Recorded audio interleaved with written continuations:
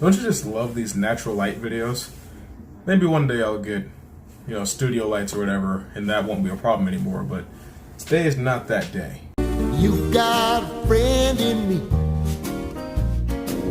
You've got a friend in me. Toy Story, the fourth part. I really think I'm clever. So Toy Story 4 is, of course, the fourth installment in the Toy Story series, which is the only consistently good series in Pixar's entire library, which is funny because, it's their first movie, so of course that would be the only legacy that gets to live on in any sort of decent fashion, so seems appropriate. But if you remember, at the end of the third movie, Andy, because he got all big and grown and went to college, couldn't bring his toys with him, so he gave them to a little girl named Bonnie, and she's been taking care of them ever since. It's been like 3 months maybe in the movie's time, but 9 years for us, which is funny because there's a thing at the beginning that takes place 9 years ago, and it's funny because it's been 9 years in real life.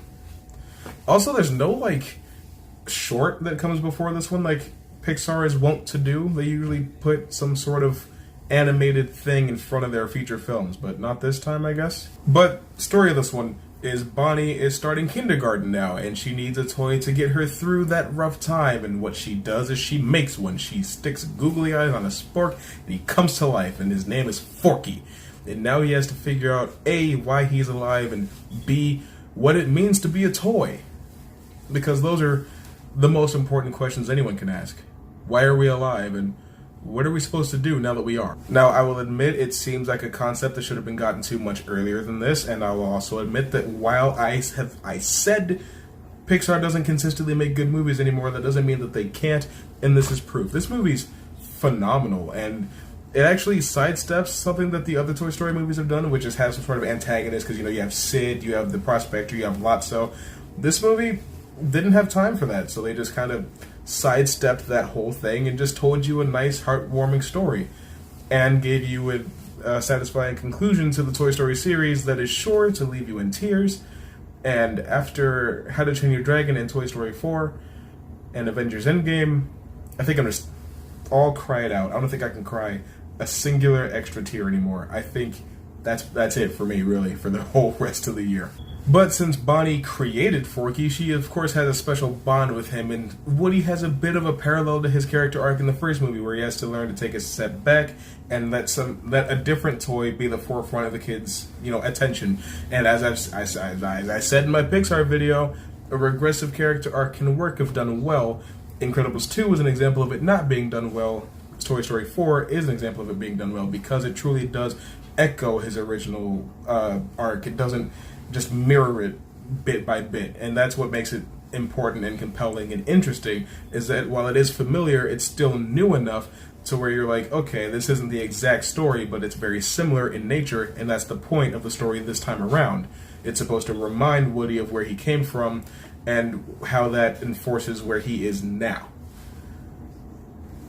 This is a really long-winded way of telling you I liked Woody's story arc in this movie. There's also some really solid comedy in this movie, and by that I mean there's really good sight gags. Those are my favorite types of comedy. So sight gags, those are what typically gets me in a movie, and there's plenty of those to go around in this one. Also, Keanu Reeves voices a Canadian stuntman toy, and he's like my favorite character. Duke Kaboom. Even sounds like him. Well, I guess he would. I'm saying he doesn't put on a whatever. And as much as I would absolutely love to give this movie a spectabulous, I can't, because I've given so many already that it would just be meaningless to continue to do so. So unfortunately, even though I really like this movie, I have to officially rate it as worth buying on Blu-ray. However, you all know that it's a spectabulous, but I can't say that on the record. So Toy Story 4 is worth buying on Blu-ray. But Toy Story 4, have you seen it? What did you think about it? Whatever you think, comment below and educate me. And if you want more videos from me, I screwed up this outro. But got plenty more for you to watch. Click somewhere on the screen and eat to your heart's content.